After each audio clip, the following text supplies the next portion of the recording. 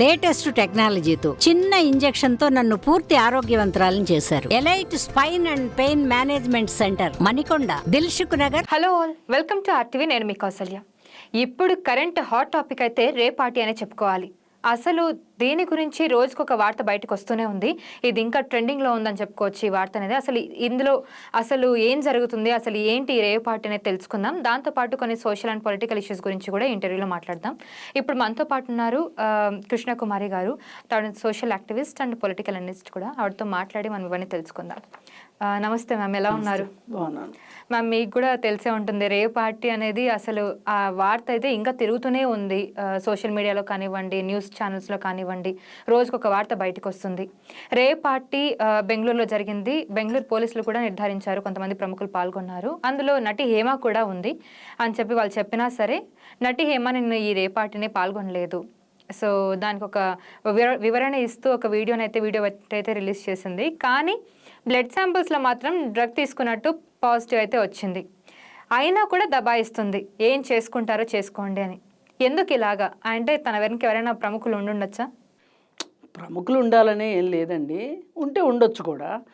కానీ ఈ విషయం నుంచి మట్టుకు ఎవరూ ఆమెను అయితే రక్షించలేరు, ఎంత పెద్దవాళ్ళు ఉన్నా సరే. అంటే ఇక మొత్తం కేసు క్లోజ్ అయితే తప్పితే హేమ విషయం క్లోజ్ కాదు.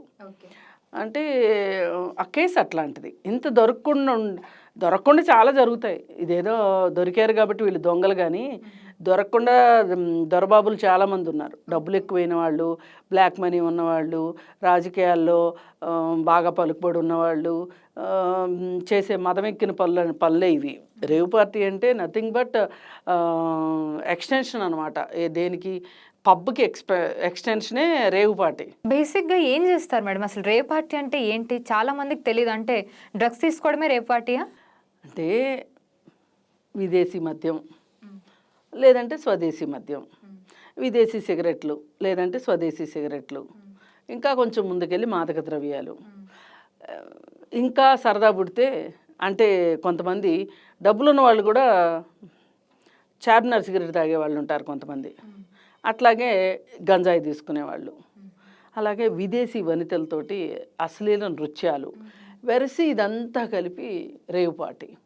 అంటే అవధులు లేని ఆనందానికి వీళ్ళు ద్వారాలు తెరుస్తారనమాట.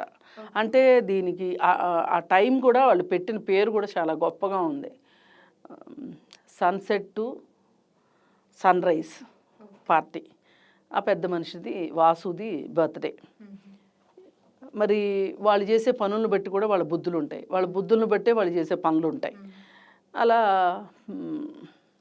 సరిపోయాడు. క్రికెట్ బుక్కి, మాదక ద్రవ్యాల వ్యాపారం, దాదాపు 5-6 రాష్ట్రాల్లో అతను వ్యాపారం చేస్తున్నాడు.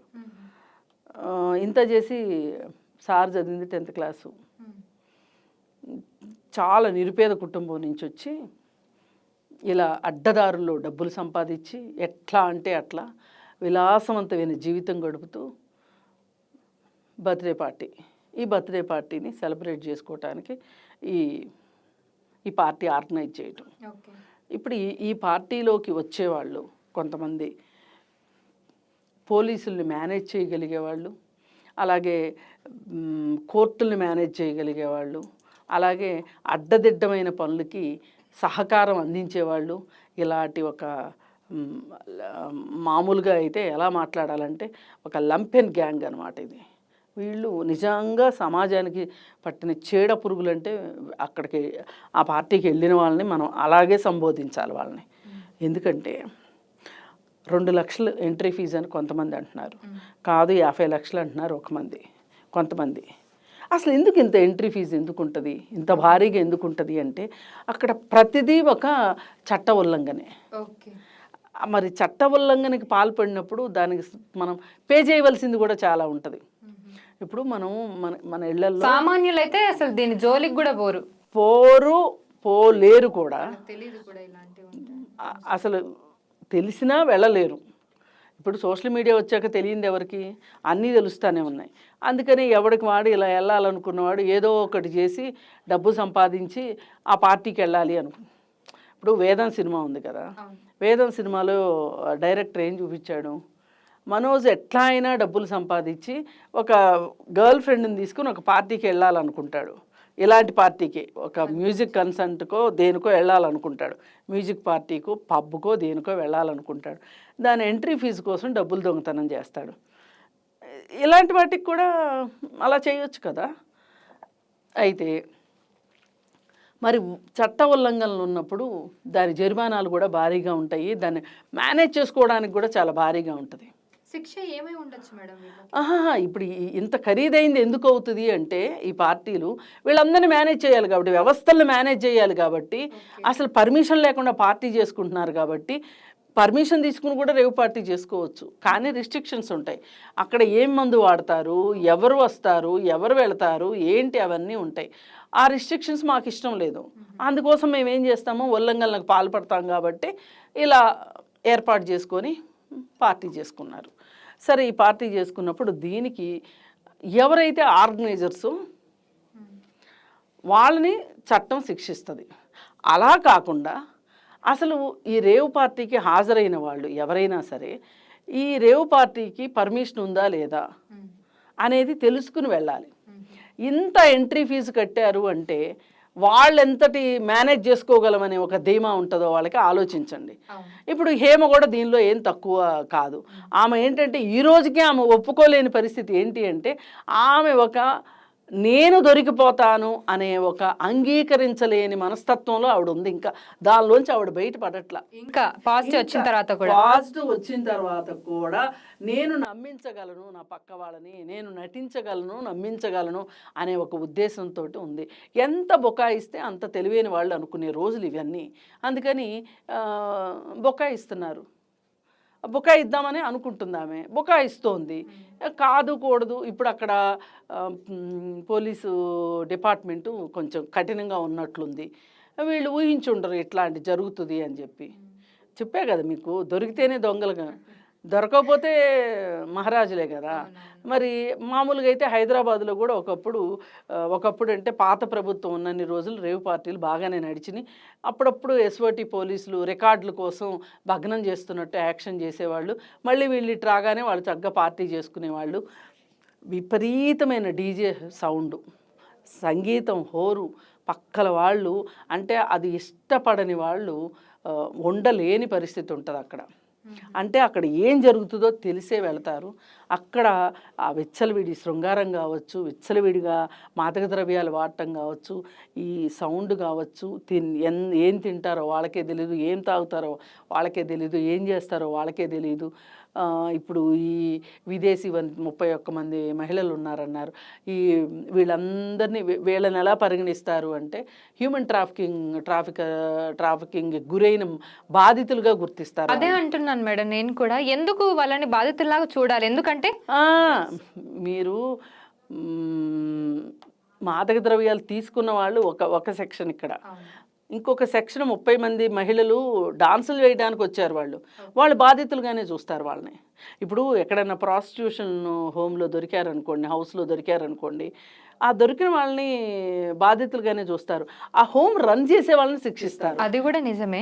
నేనేమంటున్నా అంటే నార్మల్గా రేవ్ పార్టీలో ఎవరైతే పార్టిసిపేట్ చేస్తూ ఉంటారో డ్రగ్స్ తీసుకునే అంటే వీళ్ళు ఏం చెప్తారంటే వాళ్ళకి మీకు ఏం పర్వాలేదు, మీకు ఏం భయం లేదు, ఏదున్నా మేము చూసుకుంటాం, రండి మీకు ఇంత పేమెంట్ అంటారు. వాళ్ళ వృత్తి ప్రకారం వాళ్ళు వస్తారు అంతే. అందుకే వాళ్ళ గురించి ఇక్కడ చర్చ కాదు. ఇక్కడ చర్చ ఏంటి అంటే వాళ్ళు నిమిత్త మాత్రలు. వీళ్ళు కాబట్టి ఈ 30 మంది కాబట్టి ఇంకో 30 మంది వస్తారు. కానీ పార్టీకి వెళ్ళిన ప్రతి వాళ్ళని ఇక్కడ శిక్షించే పరిస్థితి కావాలి. ఇలాంటి పార్టీకి వెళ్తే జీవితాలు ఇలా అయిపోతాయి అని చూపెట్టాలి. అనుమతి లేని పార్టీలకు వెళ్ళినప్పుడు ఇప్పుడు ఒక చిన్న ఏమైనా చట్ట ఉల్లంఘనలకు పాల్పడితే వాళ్ళని మీడియాలో ఎలా చూపిస్తున్నారు? నిన్న మొన్న ఒక ఆమె పేకాట ఆడుతుంది అని చెప్పి ఆవిడ గురించి ఎలా చూపించారు మీడియాలో? మరి ఇప్పుడు హేమన్ చూపిస్తున్నట్టు మిగతా వాళ్ళని ఎందుకు చూపించరు? ఈమె సినిమా యాక్టర్ కాబట్టే చూపిస్తారా? సినిమా యాక్టర్ కాబట్టే ఇంత చర్చ చేస్తారా? అసలు ఆ వెళ్ళి మిగతా వాళ్ళందరి గురించి ఎందుకు చూపించట్లేదు? చూసే జనాలకు కూడా ఇది ఒక సర్కస్ లాగా ఉంది నన్ను అడిగితే. ఇప్పుడు 100 మంది పైచీలకు పట్టుబడ్డారన్నారు. 78 మందికో ఏమో పాజిటివ్ వచ్చింది అని చెప్పారు మాదక ద్రవ్యాల గురించి. ఆ 78 మంది ఫోటోలు వేయండి ఒకసారి. వేస్తే కదా వాళ్ళ రంగులన్నీ బయటపడతాయి. సమాజంలో వాళ్ళకున్న పేరు ప్రఖ్యాతులో మంచో చెడో చెత్త చెదారమో ఏదో ఒకటి బయటపడుతుంది కదా. ఎందుకు వాళ్ళందరి ఫోటోలు ఎందుకు వేయకూడదు? హేమ ఫోటో ఒకటే ఎందుకు వేయాలి? నేను అదే అంటున్నా. ఇప్పుడు అక్కడ 70 మంది ఒకే రకమైన పని చేశారు. ఈ 70 మందికి ఒకే రకమైన శిక్ష ఉండాలి. లేదు అంటే కనుక హేమే ఈ పార్టీ ఆర్గనైజ్ చేస్తుంది అని అంటే హేమని ఇంకొంచెం ఎక్కువ శిక్షించండి మీ చట్ట ప్రకారం. కానీ మోరల్ పోలీసింగ్ చేసే హక్కు లేదు అంటున్నాను నేను. మాట్లాడితే అందరి గురించి మాట్లాడండి. కాకపోతే ఈమె చేసిన ఓవర్ యాక్షన్ వల్ల ఇంత అయ్యింది. అసలు అక్కడే ఉండి నేను ఇంట్లో వాళ్ళతో మాట్లాడుకుంటాను అని పక్కకు వచ్చి నేను ఇక్కడ లేను అని చెప్పి ఒక వీడియో రిలీజ్ చేయడం అది తప్పు. అలాగే బిర్యానీ వండుతున్నాను నేను ఇక్కడే ఉన్నాను అని ఆ బిర్యానీ కాస్త పోలీసులకు పెడదాము అని చూస్తే వాళ్ళది ఇల్లా. ఇది ఓవర్ యాక్షన్, ఇది వద్దు. ఇవన్నీ కాదు. నువ్వు చేసావు, వెళ్ళావు అక్కడికి, అక్కడ ఏం జరుగుతుందో తెలిసే వెళ్ళావు నువ్వు. అసలు నువ్వే ఆర్గనైజర్ అని కూడా కొంతమంది అంటున్నారు. ఈ అమ్మాయిలు తీసుకొచ్చిన దాంట్లో నీకే భాగస్వామ్యం ఉంది అంటున్నారు. అన్నీ బయటకు వస్తాయి. ఇప్పుడు ఈమె మాదక ద్రవ్యాలు వాడిందా, సరఫరా చేసిందా, అమ్మిందా, అవన్నీ కూడా బయటకు వస్తే ఈమె శిక్షలు కూడా మారే అవకాశం ఉంది. ఇప్పుడు కేవలం కౌన్సిలింగ్తోనే సరిపెడతామని చెప్తున్నారు వాళ్ళు. అలా కాకుండా కావచ్చు. ఇప్పుడు మెయిన్గా శిక్ష అయితే ఎవరైతే ఆర్గనైజ్ చేస్తారో వాళ్ళకే ఉంటుంది, పార్టీ ఎవరైతే ఆర్గనైజ్ చేస్తారో వాళ్ళకే ఉంటుందా మేడం? మామూలుగా అయితే అలా ఉంటుంది. కానీ ఇలాంటివి మళ్ళీ మళ్ళీ జరగకుండా ఉండాలి అంటే గనక ప్రభుత్వాలకు ఏమైనా చిత్తశుద్ధి ఉంటే గనక, ఇప్పుడు ప్రాస్టిట్యూషన్ హోమ్స్ ఉన్నాయండి. ఇదివరకు ఎవరైతే ప్రాస్టిట్యూషన్ చేస్తున్నారో వాళ్ళని చూపెట్టేవాళ్ళు. ఇప్పుడు ఈమె ప్రాస్టిట్యూషన్కి డబ్బులు తీసుకొని వెళ్ళింది. ఈమె డబ్బులు ఇచ్చి వచ్చిన వాడు ఉన్నాడు కదా, వాడి ఫోటోలు ఎందుకు చూపించరు? వాడికైతే సమాజంలో ఒక పరువు మర్యాదలు ఉంటాయా అంటే ఈ ఆడవాళ్ళకే పరువు మర్యాదలు ఉండవా?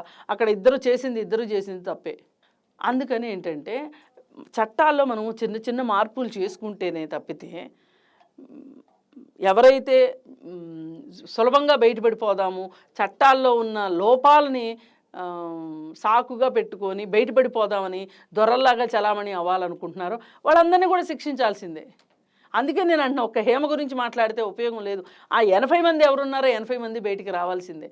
అది వాళ్ళు బెంగళూరు వాళ్ళ, ఆంధ్రప్రదేశ్ వాళ్ళ, తెలంగాణ వాళ్ళ, ఇర్రెస్పెక్టివ్ ఆఫ్ స్టేట్స్ రావాల్సిందే బయటికి అందరూ. అందుకని అందరూ రావాల్సిందే, అందరినీ శిక్షించాల్సిందే. ఇంకొకసారి బుద్ధి ఉంటే ఇలా మోసాలు చేసి దరిద్ర బిజినెస్లు చేసి డబ్బులు సంపాదించిన వాసు లాంటి వాళ్ళు, వాడికి చూస్తే దున్నపోతులా ఉన్నాడు. వాడికి ఒక బర్త్డే పార్టీ, అదేదో సినిమాలో ఆవిడ శృతి హాసన్ అంటది కదా శ్రీమంతుడు సినిమాలో, వెన్నెలా కిషోర్ని, ఆ కేక్ పిల్లలకి ఇచ్చేస్తుంది. అవును, ఇచ్చేసి నా కేక్ ఏది అంటే దూడపోతలో ఉన్నాడు, ఆడికి బర్త్డే ఏంటి అంటది కదా. అలాగే అనిపిస్తుంది నాకు. ఏంటండి బర్త్డేలు ఏంటి, బర్త్డే పార్టీలు ఏంటి? నీకు ఒళ్ళు బలిసి నీకు డబ్బులు సంపాదించి, నువ్వు క్రికెట్ బెట్టింగ్లో సంపాదించిన డబ్బులు, మాదక ద్రవ్యాలు సరఫరా చేస్తే వచ్చిన డబ్బులు, గంజాయి సరఫరా చేస్తే వచ్చిన డబ్బులు, దేశం మొత్తం ఈరోజు మనం మాట్లాడుకునే అవినీతి ఇవన్నీ కాసేపు పక్కన పెడితే మాదక ద్రవ్యాలు మన దేశంలోకి ఎలా వస్తున్నాయి, ఈ మాదక ద్రవ్యాలను అరికట్టడం ఎట్లా అనే దాని మీద ఎవరన్నా మాట్లాడుతున్నారా? మాట్లాడట్లా. ఎందుకంటే అన్ని పోర్టుల నుంచే వస్తున్నాయి మనకి. ఇప్పుడు గుజరాత్ ముద్రా పోర్టులో దొరుకుతున్నాయి, బాంబే పోర్టులో దొరుకుతున్నాయి, వైజాగ్ పోర్టులో దొరుకుతున్నాయి, మచిలీపట్నం పోర్టులో దొరుకుతున్నాయి. ఇట్లా పోర్టుల్లో దొరుకుతున్నాయి. పోర్టుల్లోనే వస్తాయి. విమానాల్లో అయితే రావు. ఏమైనా కొద్ది గొప్ప రావచ్చు, కానీ పెద్ద పెద్దవి రావాలంటే మటుకు, భారీ స్థాయిలో రావాలంటే మటుకు పోర్టుల్లోనే వస్తాయి అని తెలుసు. దానికి లంచాలు ఇచ్చుకుని వ్యాపారాలు చేసుకుంటున్నారు. అతిపెద్ద భారతదేశం కదా, 140 కోట్ల జనాభా ఉన్న భారతదేశంలో ఏదైనా నడిపించవచ్చు, ఏమైనా చేయొచ్చు. ఇక్కడ డబ్బును బట్టి వినోదం ఉంది, డబ్బును బట్టి విచ్చలవిడితనం ఉంది. డబ్బు లేనోడు అనుకోండి బిడి తాగుతాడు, డబ్బు లేనోడు అనుకోండి గంజాయి తాగుతాడు, కొంచెం డబ్బులు ఉన్నాయి అనుకోండి మందు తాగుతాడు, ఇంకొంచెం డబ్బులు ఎక్కువైనాయి అనుకోండి మాదక ద్రవ్యాలు వాడతాడు, ఇంకా ఎక్కువ డబ్బులు ఉన్నాయి అనుకోండి రేవ్ పార్టీకి వెళ్తాడు. ఈ మధ్యలో బార్లు పబ్బులు ఉండనే ఉన్నాయి. ఎలా అనుభవించి రాజా అన్నట్లుంది. భారతదేశంలో అన్నిటికీ తలుపులు బార్లా తెరిచేశారు.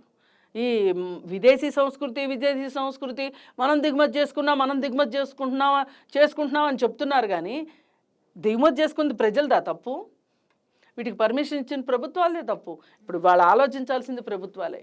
ఈ డ్రగ్స్కి వ్యతిరేకంగా ఉక్కుపాదం మోపాల్సిందే.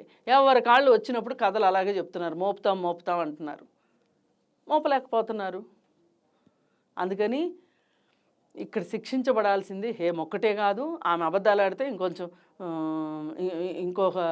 ఇంకో సెక్షన్ యాడ్ అవుతుంది తప్పితే ఆవిడకి పోలీసుల్ని తప్పుదోవ పట్టించిందన్న సెక్షన్ యాడ్ అవుతుంది తప్పితే ఆ 70 మందో 80 మందో ఎవరికైతే పాజిటివ్ వచ్చిందో వాళ్ళందరి ఫోటోలు రిలీజ్ చేయాల్సిందే. జనరల్గా కూడా మేడం, డ్రగ్స్ తీసుకున్న వాళ్ళని ఎందుకు అక్యూజ్డ్లా చూస్తారు? వాళ్ళకి తెలిసే కదా వాళ్ళు డ్రగ్స్ తీసుకుంటారు. వాళ్ళని బాధితులుగా చూస్తారు. అదే అంటున్నాను, బాధితుల్లా ఎందుకు? వాళ్ళని కూడా అక్యూజ్డ్లా చూడొచ్చు కదా. ఎవరైతే సరఫరా చేస్తారో వాళ్ళనే కాకుండా ఇప్పుడు డ్రగ్స్ ఈ రేవ్ పార్టీలోనే కాదు, ఇన్ జనరల్గా కూడా డ్రగ్స్ వాళ్ళకి తెలియకుండానే తీసుకుంటున్నారా? అది ప్రమాదం అని తెలుసు. అంటే మన చట్టం ఎలా నిర్వచించిందంటే దీనిని, ఇప్పుడు ఏదైనా ఒక మాదక ద్రవ్యం కావచ్చు, లేకపోతే మద్యపానం కావచ్చు, స్మోకింగ్ కావచ్చు, గంజాయి కావచ్చు, ఏదైనా కానీ అందుబాటులోకి వస్తుంది. ఈ అందుబాటులోకి రావడం వెనకమాల ప్రభుత్వం అలసత్వం ఉందా లేదా? కాబట్టి తీసుకునేవాడు బాధితుడు. సో అలాగే వాళ్ళు బాధితులు అయ్యారు. అలా కాకుండా వీళ్ళు ఎప్పటికీ బాధితులుగానే ఉండరు. వీళ్ళు ఖచ్చితంగా సరఫరాలోకి వెళ్తారు, పెడ్లర్స్గా మారుతారు, డ్రగ్ పెడ్లర్స్గా మారుతారు. ఎందుకంటే చేసే వ్యాపారాలు బాగలేకనో, లేకపోతే ఆర్థిక ఇబ్బందుల వల్లనో, ఇంకోటో మారుతారు. లేదు, కొంతమంది అసలు సాహసంగా ఉండాలనుకుంటారు. ఇప్పుడు హేమ ఉంది, హేమ జీవితం మొదలు నుంచి ఇప్పటి వరకు ప్రతి క్షణము సాహసంగానే ఉంటుంది. ఆమె ఎప్పుడూ వార్తల్లోనే నిలుస్తుంది. ఆ వార్తల్లో నిలవడం వెనకమాల ఆమె మనస్తత్వం కూడా ఉంది. ఇప్పుడు ఈ రేవ్ పార్టీకి వచ్చిన వాళ్ళల్లో కూడా చాలామందికి ఉండే ఒక రకమైన ఒక టెంపర్మెంటల్ ఇష్యూస్ వాళ్ళకి. వాళ్ళు ఇంపల్సివ్గా తీసుకునే ఇంపల్సివ్ డెసిషన్స్ అంటే, ఇప్పుడు నేను ఈ నిర్ణయం తీసుకున్నాను, ఈ నిర్ణయం వల్ల నాకేంటి నష్టం, నాకు నష్టమా లాభమా, నేను ఏ పరిణామాలను ఎదుర్కోబోతాను అని ఆలోచించగలిగే విచక్షణ జ్ఞానం కోల్పోయిన వాళ్ళని ఇంపల్సివ్ పర్సన్స్ అంటారు. ఇప్పుడు వీళ్ళందరూ అంతే. నేను రేవ్ పార్టీకి వెళ్తున్నా, ఒక్కవేళ పట్టుబడితే అనే ఒక ఆలోచన వస్తే వాళ్ళు వెళ్ళరు. ఆలోచన లేని వాళ్ళే. ఇప్పుడు హేమ చూడండి, చిన్నప్పుడు ఇంట్లోంచి సినిమాలు యాక్ట్ చేయడం కోసం పారిపోయి వచ్చింది. ఒక్క క్షణం ఆవిడగానే ఆలోచిస్తే, నేను ఇప్పుడు ఎవ్వరూ లేకోకుండా చిన్నపిల్లని బయటికి వెళ్తున్నాను, నన్ను ఏం చేస్తారో, ఏమవుతుందో నా జీవితం అంటే ఆవిడ బయటకు వచ్చి ఉండేదా? కాదు. అలా వచ్చింది, సినిమాల్లో నిలదొక్కుంది, ఒక వేరే మతం అతన్ని పెళ్లి చేసుకుంది. అది కూడా ఒక చాలా బోల్డ్ డెసిషను. అది అయిపోయిన తర్వాత లేకపోతే తను ఒక ఏమనాలి, తను ఒక మంచి కోసం నేను చేస్తున్నాను అనుకుంటుందా? ఇప్పుడు ఒక సమస్య ఉంది, సమస్యల పట్ల అవగాహనతో చేస్తున్నాను, కొందరికి మంచి చేయాలి అని నేను ఇలా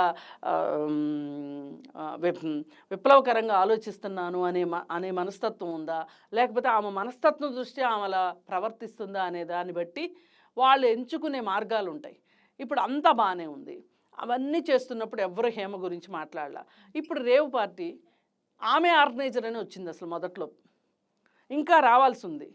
అసలు ఆమె ఓన్లీ మాదక ద్రవ్యాలు సేవించిందా, లేకపోతే ఎవరికన్నా అమ్మిందా అంటే, ఇప్పుడు రికార్డు తీస్తే, ఫోన్లు తీస్తే అన్నీ బయటకు వస్తాయి. ఇప్పుడు నైజీరియన్స్ని, ఆఫ్రికన్స్ని పట్టుకున్నాం అంటారు. ఈ నైజీరియన్స్, ఆఫ్రికన్స్ ఎవరితో బిజినెస్ చేస్తున్నారో చెప్పరు వీళ్ళు. చెప్పాలి కదా. వాళ్ళేమి చెట్లకిన్ను బిల్డింగులకి అయితే అమ్మరు కదా, మనుషులకే కదా అమ్ముతారు. ఎవరికి అమ్ముతున్నారు అనేది బయటికి రానివ్వరు. బయటకు వస్తే ఆ వ్యవస్థ కుప్పకూలిపోద్ది. అది ఒక సమాంతర వ్యవస్థలాగా నడుస్తుంది వాళ్ళ.